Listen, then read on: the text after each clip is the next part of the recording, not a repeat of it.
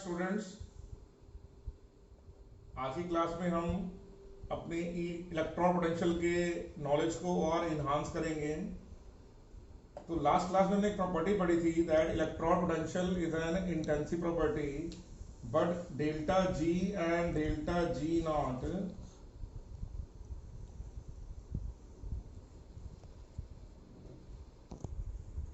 Are extensive properties.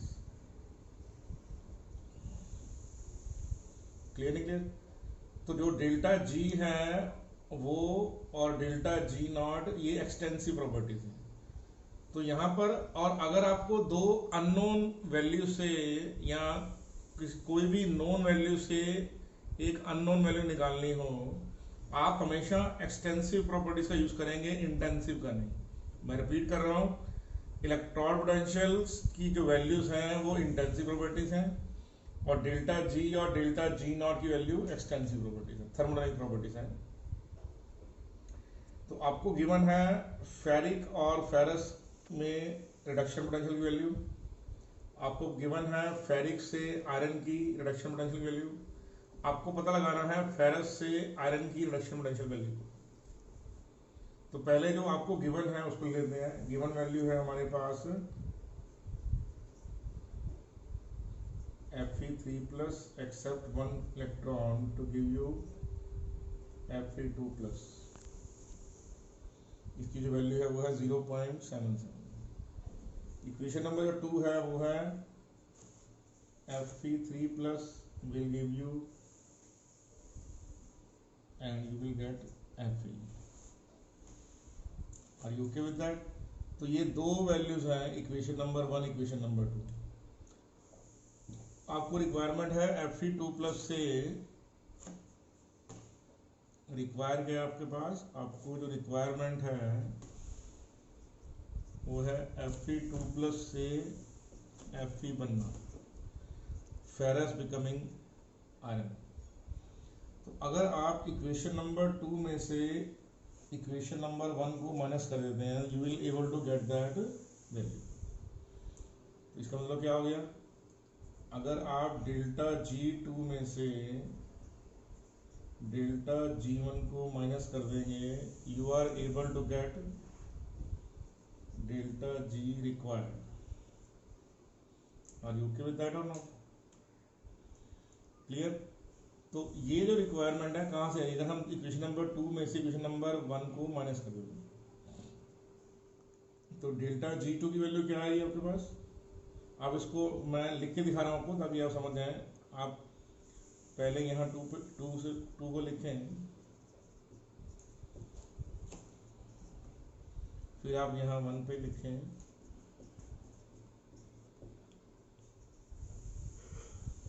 फिर इसको आप नेगेटिव सिंबलाइज कर दें। तो Fe3+ से Fe3 कैंसिल आउट हो जाएगा, 3 इलेक्ट्रॉन से ये 2 इलेक्ट्रॉन रह जाएंगे और ये माइनस का Fe2+ इक्वल के इधर साइड आगे क्या आ जाएगा Fe का 2+ and you will get Fe। तो दिस इज द रिक्वायरमेंट। ठीक है, क्लियरली अंडरस्टूड?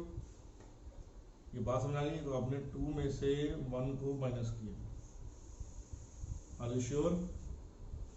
क्लियर? अब मैं इसको रब ऑफ कर रहा हूँ यहाँ से, आप चेक कर लीजिए, एक बार ध्यान से चेक कीजिए। आपने 2 में से 1 को माइनस किया तो आपको रिक्वायर इक्वेशन मिली। Clearly understood now? So I am removing that now. तो डेल्टा G2 वैल्यू क्या होगी, -N2F E02 minus N1F E01 minus NF E0। तो ये जो फेराडे है ये कैंसिल आउट हो गया, कॉमन बाहर आ गया, कट जाएगा। ये आंसर आएगा -E02 माइनस माइनस प्लस हो गया N1 E01 और ये हो गया -N E0। आपके पास N2 वैल्यू कितनी है, तो आंसर है 3। आंसर आ गया 3। What is the value of Fe3+ 2 Fe3 answer है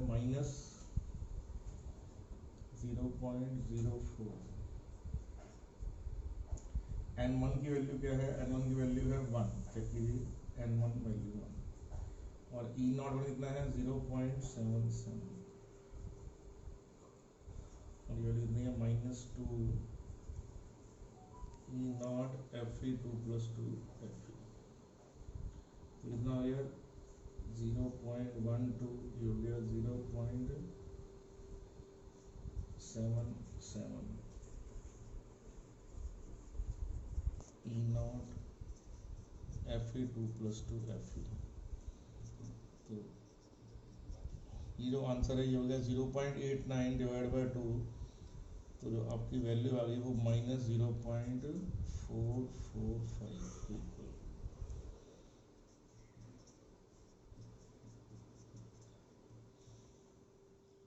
तो ये बहुत इंपॉर्टेंट पॉइंट है जो आपको सीखना है। एग्जामिनेशन में ये क्वेश्चन बहुत पॉपुलर क्वेश्चन है और 3 मान लीजिए कि 2 आउट ऑफ 3 टाइम्स ये क्वेश्चन आने के चांस है।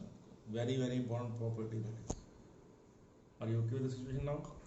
ठीक है, okay. Is very very important. The species with higher E0 SRP value can oxidize species having lower SRP value। देखिए आपको यहाँ पर E0 की 2 वैल्यू दे रखी है, आयोडीन की और ब्रोमीन की। ठीक है, इसका मतलब क्या क्या वैल्यू दे रखी है आपको कि जो आयोडीन है वो 2 इलेक्ट्रॉन देके आयोडाइड बन सकता है और जो ब्रोमीन है it can also accept to give you bromine ion. लेकिन क्वेश्चन बड़ा इंटरेस्टिंग है। आपके पास एक सोल्यूशन है पोटेशियम आयोडाइड का और पोटेशियम ब्रोमाइड का, मतलब आपके पास ब्रोमाइड आयन भी है और आयोडाइड ऑलरेडी सोल्यूशन में है। दोबारा समझिए, what happens when Cl2 and Br2 are added to a solution of Ki and Kbr। जो पोटेशियम होगा वो स्पेक्ट्रेटर आयन में होगा, तो हमारे पास आयोडाइड आयन है और ब्रोमाइड आयन है और हमने उसमें क्या डाला है, हमने उसमें क्लोरीन और ब्रोमीन डाला है। क्लियर? अब अगर आप दोनों की वैल्यू चेक करेंगे तो जो E0 SRP वैल्यू है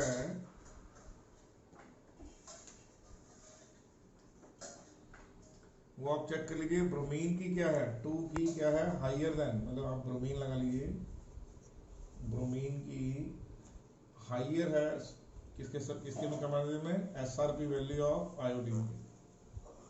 अब चेक कर लीजिए, आयोडाइड से आयोडीन की वैल्यू है 0.54 और ब्रोमीन से ब्रोमाइड की वैल्यू है 1.08। अगर आप क्लोरीन और ब्रोमीन दोनों को एक सोल्यूशन में डालेंगे तो क्या होगा? अब क्योंकि Br2 की वैल्यू हाइयर है आयोडाइड से, तो क्या होगा, आप तो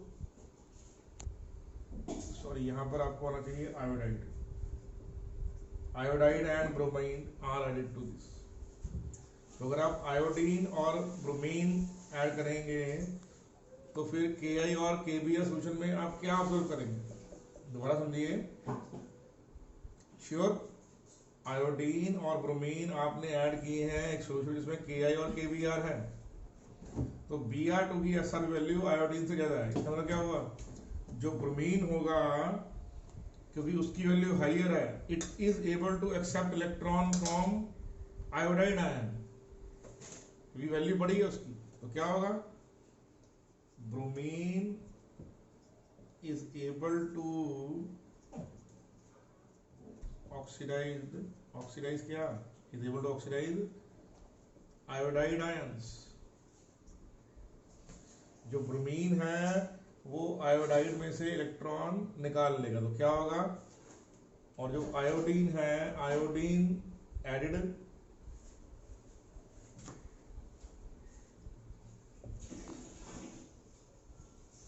विल रिमेन अनरिएक्टिव। वो इस केस में क्या रहेगी, अनरिएक्टिव रहेगी, कुछ नहीं होगा उसका। जो ब्रोमीन आपने ऐड की है वो क्या करेगी, वो आयोडाइड आयन से इलेक्ट्रॉन एक्सेप्ट कर लेगी और खुद बन जाएगी ब्रोमाइड आयन। इसमें क्या होगा, during the course of reaction क्या होगा, ब्रोमीन की कंसंट्रेशन डिक्रीज करेगी, ओके, आयोडीन की कंसंट्रेशन इंक्रीज करेगी। आयोडाइड की कंसंट्रेशन डिक्रीज करेगी और ब्रोमाइड की कंसंट्रेशन इंक्रीज होगी। जो आयोडीन है वो ब्रोमाइड से इलेक्ट्रॉन नहीं निकाल सकती। आप अगर ऐसे लिखेंगे iodine react with 2Br negative, तो आंसर है नो रिएक्शन, कोई रिएक्शन नहीं होगा।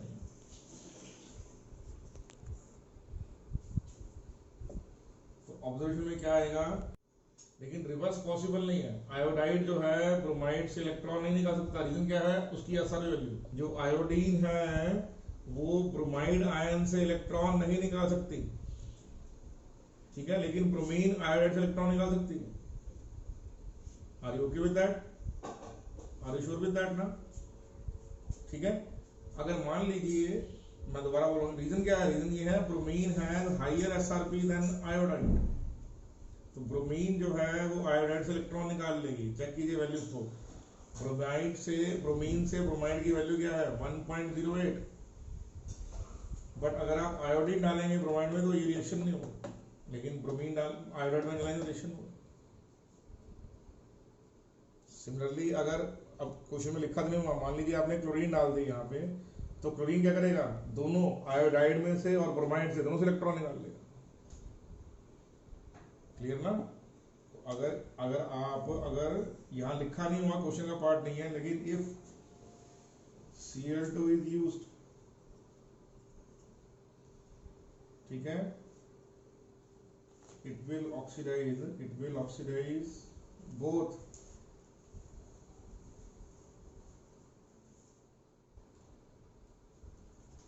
iodide and bromide ion, क्योंकि जो Cl2 की वैल्यू है, Cl2 से Cl नेगेटिव की वैल्यू है वो 1.2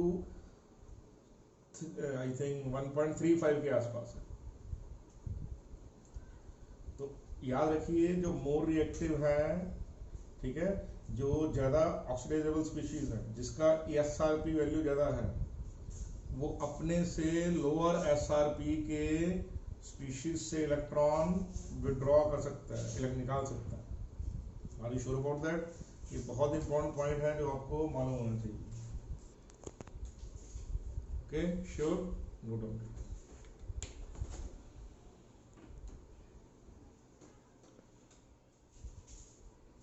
बात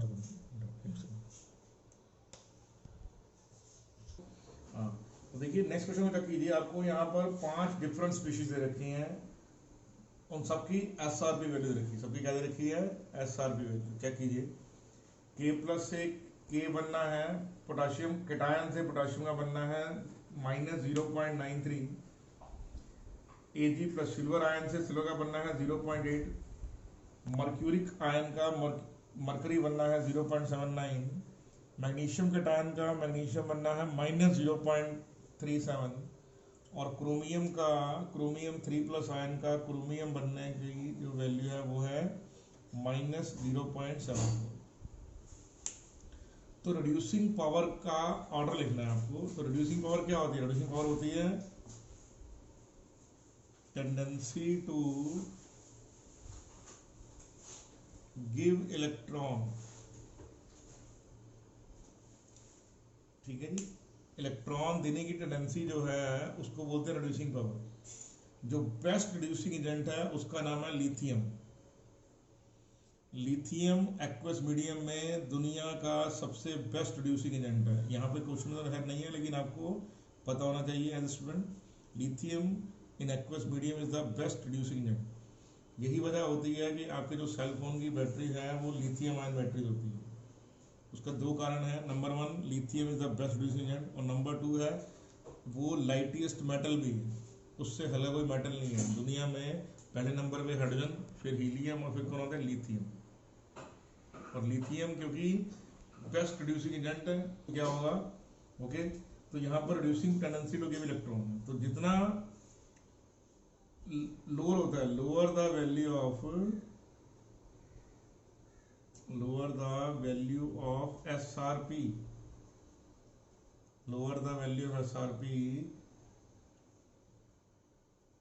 better is reducing power।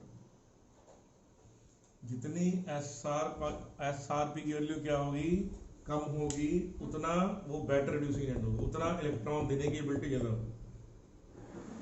ठीक है, तो आप चेक कीजिए सबसे लोएस्ट पावर की किसकी वैल्यू आ रही है यहाँ पर, ये देखिए माइनस, ये लोएस्ट वैल्यू आ रही है -0.93, उसको आ रही है -0.27। तो अगर आप चेक करेंगे मैग्नीट्यूड वाइज, तो जिसका मैग्नीट्यूड क्या है आपके पास स्मॉलेस्ट है, वो बेस्ट रिड्यूसिंग एजेंट है, और सबसे ज्यादा किसका है, सिल्वर का। तो जो रिड्यूसिंग पावर होगी वो लीस्ट किसकी होगी, लीस्ट है सिल्वर की, और मैक्सिमम कितनी है, पोटाशियम की। पोटाशियम के बाद कौन है, तो मैग्नीशियम की। याद रखिए इसको, पोटाशियम इलेक्ट्रॉन दे सकता है, K+ नहीं। उसी तरह Mg इलेक्ट्रॉन देगा, Mg2+ नहीं, Mg2+ तो दे चुका है इलेक्ट्रॉन। तो जब हम रिड्यूसिंग एबिलिटी शो करते हैं तो असल में सेल उल्टा चल रहा होता है, K+K नहीं बन रहा, K प्लस बन रहा है। रिड्यूसिंग पावर में रिएक्शन में Mg2+ से Mg नहीं कर रहा, Mg से Mg2+, उल्टा रिएक्शन कर रहा है, रिडक्शन ये देखिए, क्योंकि लिखा जाएगा रिडक्शन पोटेंशियल में, ठीक है, इसलिए ये रिपोर्टिंग वैल्यू है। क्या ये रिपोर्टिंग वैल्यू है। तो सबसे लीस्ट वैल्यू किसकी आ रही है, सबसे लीस्ट वैल्यू आ रही है पोटाशियम की। तो पोटाशियम बेस्ट रिड्यूसिंग एजेंट होगा, और सिल्वर की वैल्यू आ रही है मैक्सिमम 0.8। तो वो क्या होगा, ये वैल्यू आसपास है, लेकिन सिल्वर की वैल्यू मरकरी से थोड़ी सी ज्यादा, 0.01 वोल्ट्स। तो 0.01 वोल्ट्स काफी है, ठीक है, to make silver a better oxidizing agent. तो पोटाशियम क्या है, इस जो गिवन आपको 5 एग्जांपल हैं उसमें, क्लियर आपको ये बात। तो क्या आंसर होगा, नंबर 2 पे सिल्वर है, तो सिल्वर यहाँ पे सबसे इन। आप चेक कीजिए पोटाशियम वैल्यू यहाँ पे लीस्ट है और सिल्वर की मैक्सिमम है। तो जो नंबर 2 है वो सबसे कम रिड्यूसिंग है, मतलब बेस्ट ऑक्सीजन है। फिर नंबर 3 पे आएगा, फिर नंबर आपका 5 आएगा, फिर नंबर 4 आएगा, और लास्ट में नंबर 1 आएगा। तो ये क्या है, increasing order of reducing ability. क्या ये increasing order of reducing ability, 1 2 3 4 5। Clear नहीं, इसका मतलब समझिए, इस ऑर्डर मतलब क्या है, potassium can give electron to Mg2+, Cr3+, Hg2+, and Ag+, लेकिन इस but can not accept from anyone. ठीक है, ऐसे क्या होगा, जो Mg है, मैग्नीशियम है, magnesium can give electron to Cr3+, Hg2+ and silver plus. दूसरा क्या होगा, जो क्रोमियम है can give electron to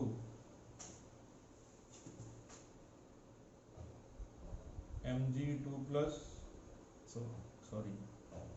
Hg2+ and Ag+, और जो Hg है can give electron to Ag+। तो ये ऑर्डर आपको समझ आ जाएगा।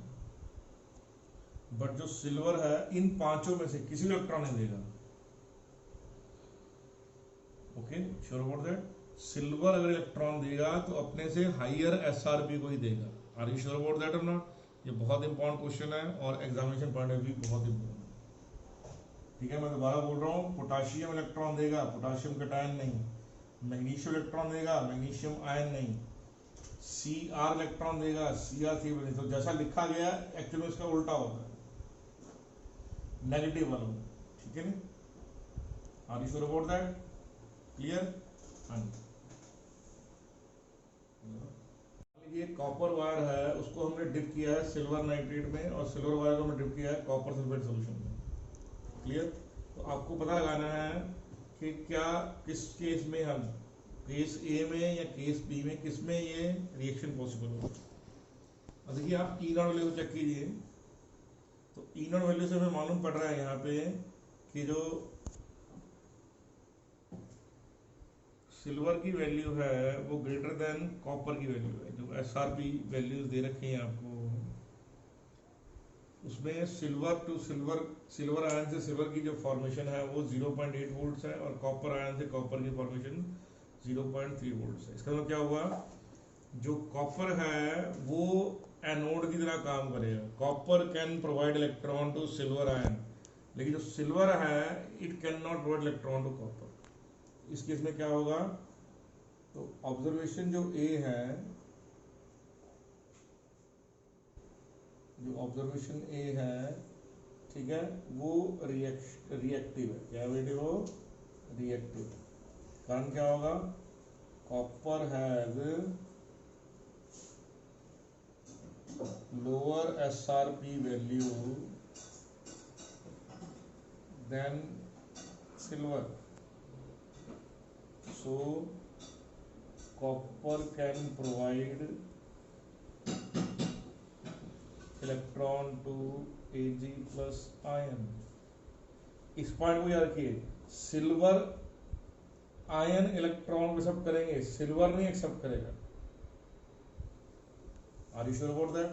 तो ऑब्जर्वेशन जो ए है वो रिएक्टिव होगी, ऑब्जर्वेशन बी में कोई रिएक्शन नहीं होगा। क्लियर आपकी बात? ऑब्जर्वेशन बी में क्या नहीं होगा, नो रिएक्शन। तो ऑब्जर्वेशन बी में क्या होगा, ऑब्जर्वेशन ए में जो हो रहा है बता दें आपको, जो कॉपर है वो कॉपर 2+ बन जाएगा बाय लूजिंग 2 इलेक्ट्रॉन, और जो सिल्वर है वो इलेक्ट्रॉन एक्सेप्ट करके सिल्वर बन जाएगा। तो बैलेंसिंग करने के लिए 2 से मल्टीप्लाई करना पड़ेगा, तो ये ओवरऑल रिएक्शन आपका आ जाएगा।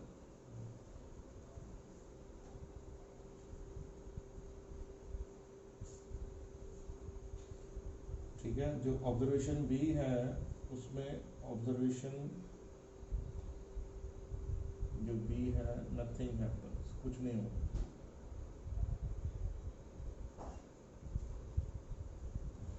ठीक है, are you sure about that? तो आपको जो सिंपल बात ये इस क्वेश्चन समझ आ गई है कि अगर आप लेस रिएक्टिव मेटल को, ठीक है, उससे ज़्यादा जो रिएक्टिव मेटल से ट्रीट करवाएंगे तो लेस रिएक्टिव आयन मेटल आएगा, या जिसकी एसआरपी वैल्यू, जिसकी क्या है, जिसकी एसआरपी वैल्यू हाइयर है वो इलेक्ट्रॉन एक्सेप्ट करेगा, उसके आयन, उसके कैटायन इलेक्ट्रॉन एक्सेप्ट करेंगे। क्लियर? और जिसकी एसआरपी वैल्यू लोअर है उसके मेटल एटम इलेक्ट्रॉन देंगे। Are you sure about that? Clear? Okay. देखिए अब हम एक चीज सीखते हैं, उसका नाम है स्टैंडर्ड। जो स्टैंडर्ड कंडीशन होती है किसी भी इलेक्ट्रॉन में, स्टैंडर्ड कंडीशन में क्या होता है, जो मोलैरिटी है, जो सोल्यूशन है वो 1 मोल होगा। आयनिक सोल्यूशन जो होगा वो 1 मोल होगा। जो प्रेशर होगा वो 1 बार या 1 एटमॉस्फेरिक का होगा। ठीक है, और जो टेम्परेचर है वो 298 केल्विन लिया जाएगा। तो ये कंडीशन क्या मानी जाती है सेल केमिस्ट्री के अंदर, स्टैंडर्ड कंडीशन। ठीक है, जब प्रेशर 1 एटमॉस्फेरिक या 1 बार है, आयनिक सोल्यूशन 1 मोल है, और जो टेम्परेचर है वो 298 में। तो इसका मतलब क्या हो गया, इसका मतलब ये हो गया यहाँ पे दैट सेल पोटेंशियल वैल्यूज जो है, cell potential values depends upon, किस पर डिपेंड करती हैं, nature of the electrodes, number 2 concentration of the ionic solution taken, pressure of the gases taken, if any,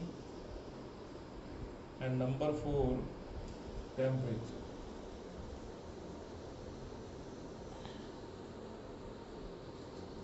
जो सेल पोटेंशियल वैल्यू है इन 4 factor पे depend करती है, ठीक है बेटा कि नहीं? श्योर अबाउट दैट और नॉट?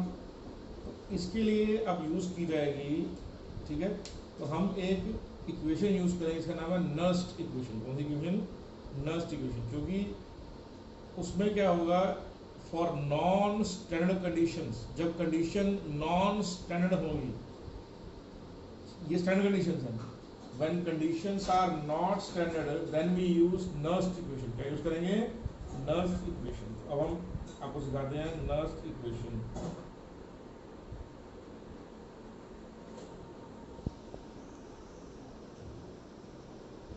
जो Nernst equation है वो किसके लिए है? For non standard, for non standard solutions.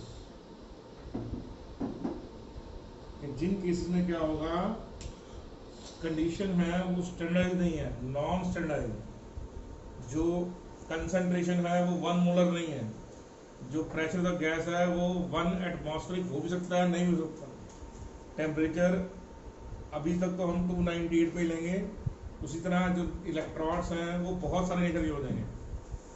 Electrons can be of many types, बहुत ही ज़्यादा तरह के इलेक्ट्रॉन्स होंगे, गैस इलेक्ट्रॉन हो सकते हैं, मेटल आयंस हो सकते हैं, मेटल इनसॉल्युबल सॉल्ट्स होते हैं, तो बहुत तरह के 6-7 डिफरेंट टाइप्स के इलेक्ट्रॉन्स हैं, वो उन सब पर सेल पोटेंशियल वैल्यू डिपेंड करती है।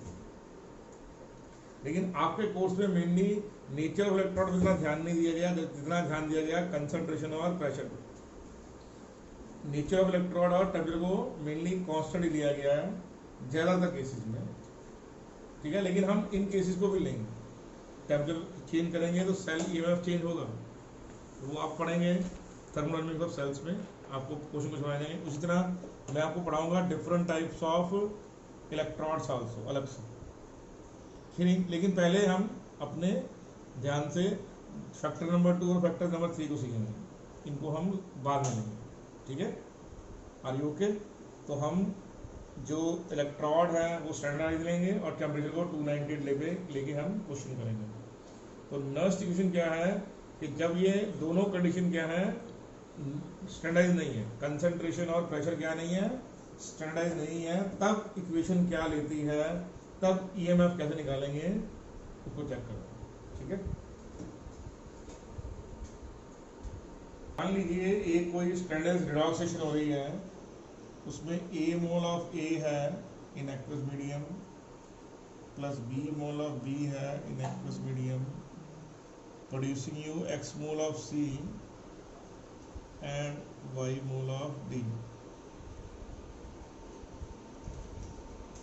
तो ये प्रोडक्ट्स हैं, ये रिएक्टेंट्स हैं, तो ये सेल रिएक्टेंट्स हैं, ये सेल प्रोडक्ट्स हैं, ठीक है। A और B क्या है, सेल रिएक्शन के रिएक्टेंट्स हैं, C और D क्या है, सेल रिएक्शन के प्रोडक्ट्स हैं, और B और A रिएक्टेंट्स हैं। A और B क्या है, moles of A and B in the balance equation, X और Y क्या है, number of moles of C and D in balance equation. अगर मैं आपसे पूछूं यहाँ पे रिएक्शन क्वोशंट क्या होगा, तो आप बोलेंगे थ्रू योर नॉलेज ऑफ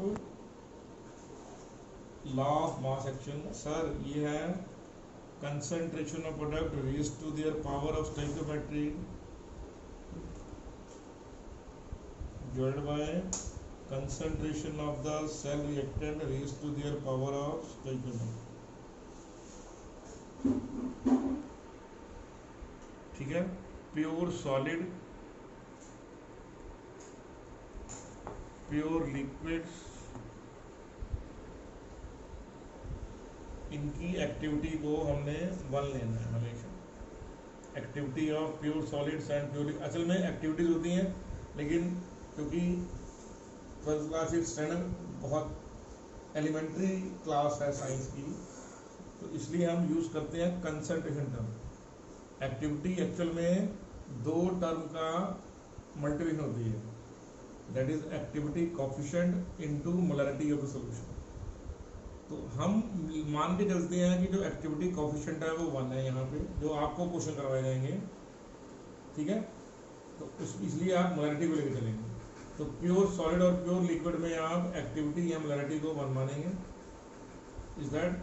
और जो प्रेशर ऑफ गैस है वो जनरली मेंशन किया होता है क्वेश्चन के अंदर। तो प्योर सॉलिड्स और प्योर लिक्विड को बिना कुछ कहे आप 1 लिख दीजिए, activity their 1, their molarity is 1। और जो प्रेशर ऑफ गैस है वही लीजिए जो पर्टिकुलर क्वेश्चन में मेंशन किया गया है, जो कि 99.99% केसेस में 1 एटमॉस्फेरिक ही मेंशन होता है। बहुत रेयर केसेस में प्रेशर को इवॉल्व किया जाता है। Is that clear to you? तो इक्वेशन जनरली ये होती है कि जो डेल्टा जी है वो होता है डेल्टा जी नॉट प्लस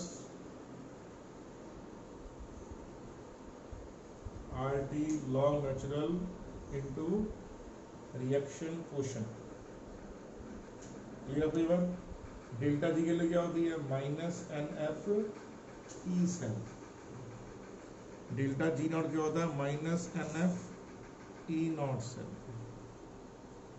और ये लॉग नेचुरल को टेबल लॉग में चेंज करने के लिए 2.303 RT कर देंगे आप, और इसको बेस पावर 10 कर देंगे लॉग कंसंट्रेशन। तो ये कन्वेक्टिव प्रोडक्ट बाय रिएक्टेंट हो गया। अब क्या करेंगे आप? थ्रू आउट द इक्वेशन सबको माइनस NF से डिवाइड कर देंगे। तो डिवाइड बाय माइनस NF, ठीक है जी। तो अंदर क्या आ गया? E cell equal to E not cell minus 2.303 RT by NF log Q। अब R की वैल्यू आप लेंगे 8.314 joules kelvin inverse mole inverse. Faraday होता है charge on 1 mole of electron, charge on 1 mole of electron, और T लेंगे 298। तो ये सारी वैल्यूज जब आप पुट करेंगे यहाँ पे, और N क्या होता है? Number of electron transfer in this balanced equation. Balancing के बाद जो पूरी वेल बैलेंस्ड डॉक्स इक्वेशन है उसमें कितने नंबर ऑफ इलेक्ट्रॉन ट्रांसफर हुए वो N होगा। तो जब आप इन वैल्यू को पुट करेंगे यहाँ पे, R की जगह ये वैल्यू, F की जगह ये वैल्यू, और T की जगह ये वैल्यू, तो आपके पास इक्वेशन क्या आएगी? E cell is equal to E not cell minus 0.05916 by number electron transfer log concentration of product by concentration of the reactant. तो Q क्या है? रिएक्शन कोशेंट है यहाँ पे, concentration of product by concentration of the reactant. तो ये जो equation है, ये इक्वेशन का पॉपुलर नाम है नर्स्ट इक्वेशन। क्या नाम है?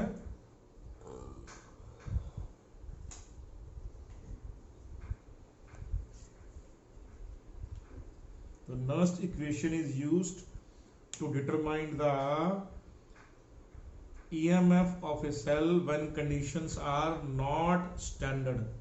जब कंडीशन स्टैंडर्ड नहीं है तो नर्स्ट इक्वेशन का यूज किया जाता है। मैं दोबारा बोल रहा हूं, यहाँ ये जो Q है ये क्या है? ये रिएक्शन कोशेंट है। क्या है ये? Concentration of cell product by concentration of cell reactant raise to their power of stoichiometry. Is that clear to everyone? वो ऊपर लिखा हुआ है आपके पास। जब इक्विलिब्रियम होगा तो ये जो QC की वैल्यू है इक्वल टू KC बन जाएगी। रीजन क्या होता है? When at equilibrium QC becomes equal to KC, that is called as equilibrium constant। Clear to you? Are you sure about that?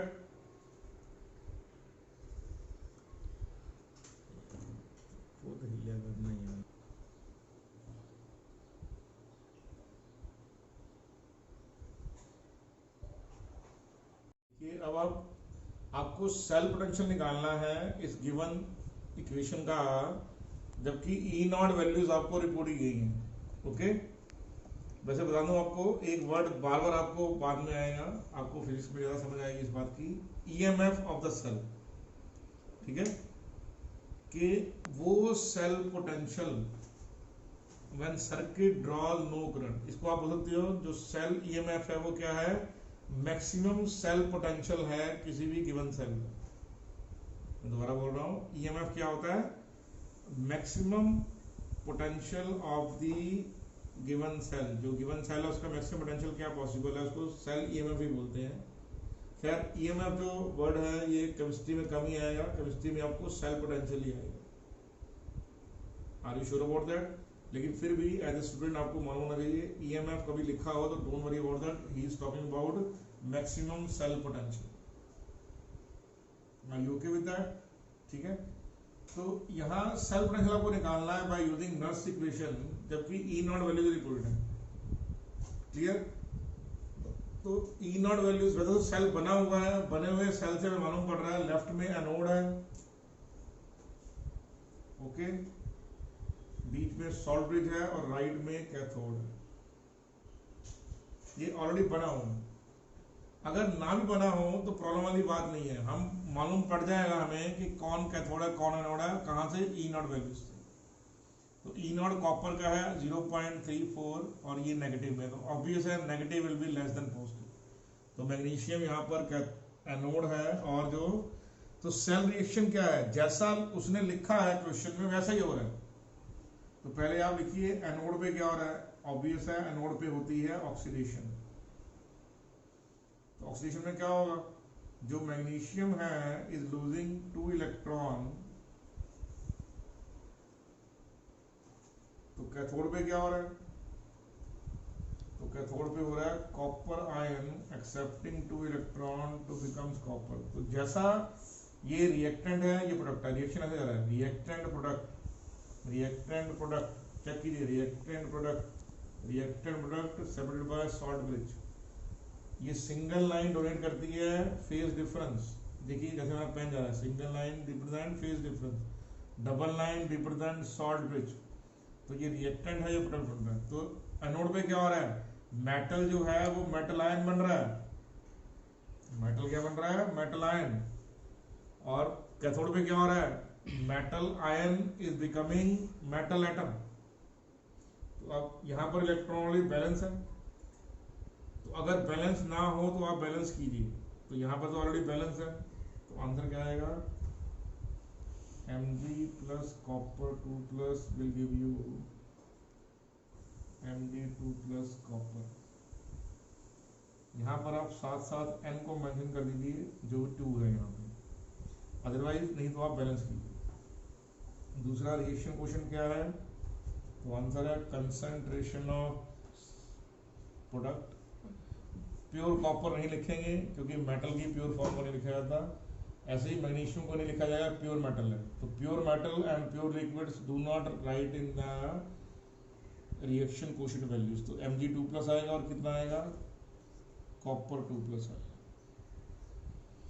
आप हमेशा मेरे हिसाब से इसको यहीं पर सॉल्व कर लीजिए, इसको आप नर्स इक्वेशन तक लेके मत जाइए। तो यहाँ पर क्या वैल्यू है Mg2 प्लस की, Mg2 प्लस की वैल्यू है 10 पावर माइनस 3। कॉपर प्लस की वैल्यू क्या है, 10 पावर माइनस 4। आप बोल सकते हैं अगर, ठीक है, तो आंसर क्या आएगा, आंसर आ गया 10। तो इस केस में रिएक्शन में कितना आ गया 10। आप, मैं दोबारा आपसे ये बोल रहा हूं कि आप इसको यहीं पे सॉल्व कर लीजिए, क्लियर। उसके बाद आपका पहला स्टेप आ गया, नर्स इक्वेशन का पहला स्टेप आ गया, आपने रिएक्शन क्वेश्चन निकाल लिया 10। फिर आप ई नॉट सेल निकाल लीजिए। तो ई नॉट सेल होता है E not cathode minus E not anode. तो कैथोड क्या है, कॉपर, और एनोड क्या है, मैग्नीशियम। तो आपके आंसर कितना आ गया,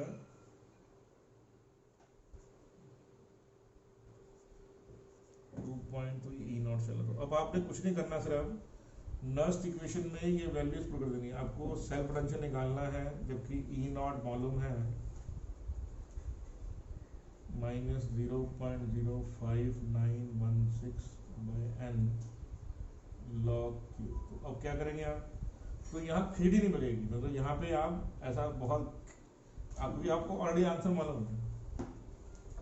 तो आंसर आ गया ई नॉट का 2.7 माइनस 0.05916/2 log 10। अब देखिए ये सब कुछ यहाँ पर लिखना कितना मुश्किल हो जाएगा। log 10 कितना है, वैल्यू आंसर 1 आ गया। आंसर आ गया 2.7 माइनस 0.0, इसको 59 को 0.03 कर दिया, तो आंसर आ गया 2.67 वोल्ट्स। मैंने 59 को 0.06 मान लिया, चेक कीजिए, राउंड ऑफ कर दिया मैंने। 59 को 0.059 को 0.06 कर दिया, ये answer. I okay with that situation? तो ये आप अच्छे ढंग से समझ जाइए। दोबारा समझिए, नर्स्ट इक्वेशन जब भी आपको सॉल्व करनी है, तो पहले आप एनोडिक रिएक्शन लिखिए, फिर आप कैथोडिक रिएक्शन लिखिए, फिर इलेक्ट्रॉन को बैलेंस कर लीजिए। उसके बाद आप मेंशन कीजिए बैलेंस रिएक्शन में नंबर इलेक्ट्रॉन ट्रांसफर कितने आ रहे हैं। यहाँ तो ऑलरेडी बैलेंस्ड है, अगर नहीं है तो क्रॉस मल्टीप्लाई करके बैलेंस कीजिए, फिर रिएक्शन क्वेश्चन निकालिए। तो ये सब वैल्यूज निकाल के आप नर्स इक्वेशन के जनरल फार्मूला में पुट कीजिए। Easy? I think it is too easy. हो गया? ओके, अब देखिए नेक्स्ट जो क्वेश्चन है उसमें आपको क्या करना है, आपको एक ई सेल की वैल्यू निकालनी है जो गिवन सेल है आपको। तो ई नॉट की वैल्यू यहाँ दे रखी है, क्रोमियम की भी और हाइड्रोजन की। हाइड्रोजन की वैल्यू 0 वोल्ट है बाय डेफिनेशन, सबको मालूम है, ठीक है, रेफरेंस स्केल है इसका। और क्रोमियम दे रखा है विद रेफरेंस टू हाइड्रोजन। तो क्रोमियम की वैल्यू नेगेटिव में है और हाइड्रोजन की वैल्यू 0 है, तो ऑब्वियस है 0 ग्रेटर देन नेगेटिव, तो hydrogen will be acting as cathode here. तो पहले आप चेक कर लीजिए एनोड पे क्या हो रहा है। तो एनोड पे जो रिएक्शन हो रहा है पहले लिखिए आप। तो जो क्रोमियम है ये 3 इलेक्ट्रॉन लॉस कर रहा है,